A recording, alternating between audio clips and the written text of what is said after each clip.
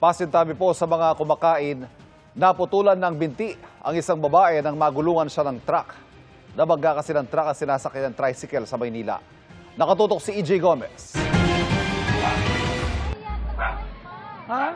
Ayun o, sa ilalim ng trailer o. Babae. Ayun o.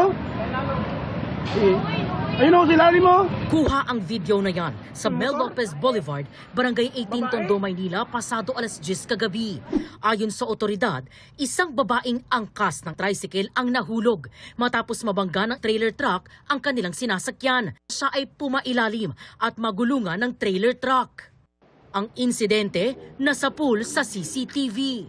Ayan yung motor na sumalubong sa kanila, kaya si tricycle pumagit na. Ito po yung truck, ito yung tricycle, huminto dahil nabangga na yung tricycle na nakasakay yung babae sa back ride. Sabay sila ng tinatak na daan, ngunit may isang motorsiklong papunta sa kanila, kaya nailang yung tricycle.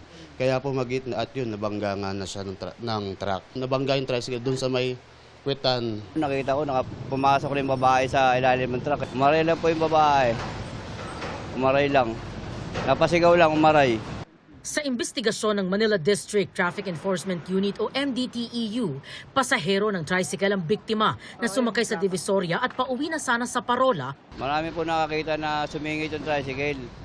Kaya yung babae napatalon. Natakot yung babae, pumasok sa ilalim ng truck. Hindi naman daw nawala ng malay ang 24 anyos na biktima na napuruhan sa kaliwang binti na kinailangang putulin. Masakit para sa amin na galing sa trabaho yung anak namin, pauwi na sana para makapagpahinga.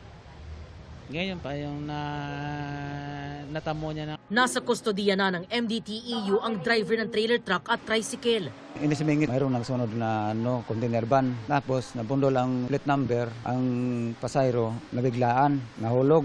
Tapos ito, naipit. Hindi sinasadya yun, ma'am. Salamat din po yun. Sino pong nila, sir? Yung po na-accident.